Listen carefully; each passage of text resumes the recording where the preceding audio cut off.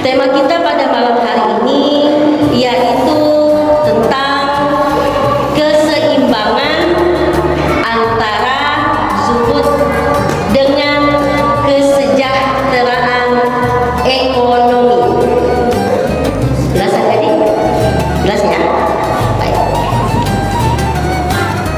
Berdasarkan Al-Quran surah Al-Hadid ayat 23 yang berbunyi, A'udzubillahi minasyaitonirrajim. Bismillahirrahmanirrahim.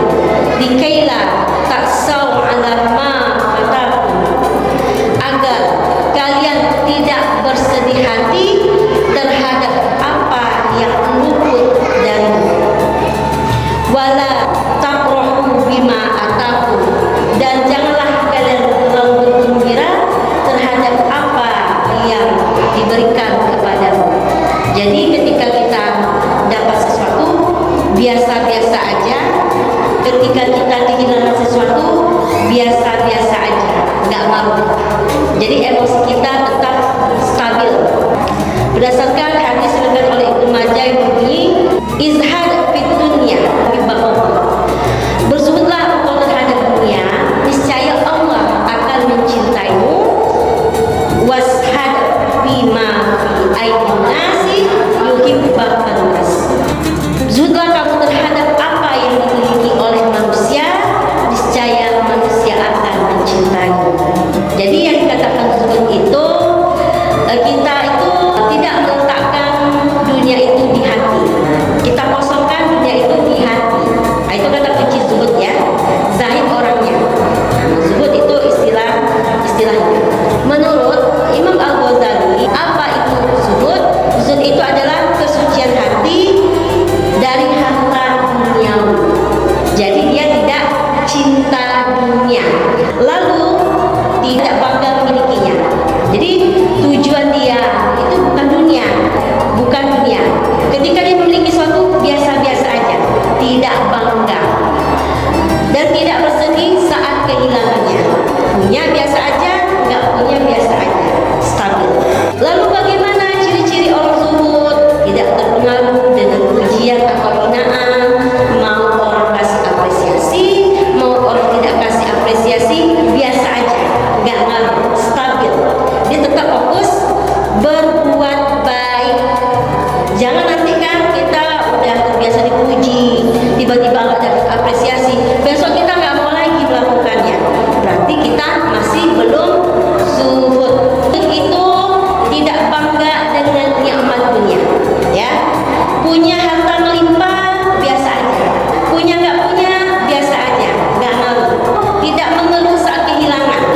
Kan ada orang yang ketika dia punya dia membangga-banggakan, lalu ketika dia tidak punya dia mengeluh. Apalagi contohnya orang yang pengusaha atau pedagang, omsetnya kadang naik, kadang turun, pas naik bangga, pas turun ngeluh. Tapi kalau ada orang kondisinya ekonominya kadang naik, kadang turun, dia biasa aja, stabil, itu baru zuhud. Tidak cinta dunia. Nah, dia tidak menjadikan dunia itu sebagai lalai untuk ibadah. Contoh gini, ada orang yang workaholic, gila kerja sampai lupa waktu sholat, tinggal waktu sholat, atau sholatnya lalai. Dia sibuk dengan urusan dunia. Kenapa? Time is money. Apa ya istilahnya? Waktu adalah uang. Gak boleh sedetik pun ditinggalkan untuk cari duit. Gila kerja. Akhirnya Allah terkesampingkan, terlupakan. Yang penting tujuan target sampai. Dia tidak menjadikan harta itu menjadi kendaraan atau sarana untuk mendekatkan diri kepada Allah. Jadi kalau ada orang dikasih harta sama Allah, ketika dia susah, dia dekat sama Allah, rajin ke masjid, rajin pada. Lalu ketika dikasih kesenangan, ekonomi sudah mulai membaik, stabil. Akhirnya apa?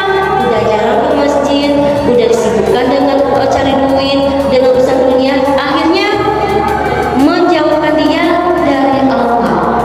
Berarti dia belum termasuk zuhud. Jadi jangan salah pahami zuhud itu miskin, compang-camping, rumahnya gubuk. Tidak.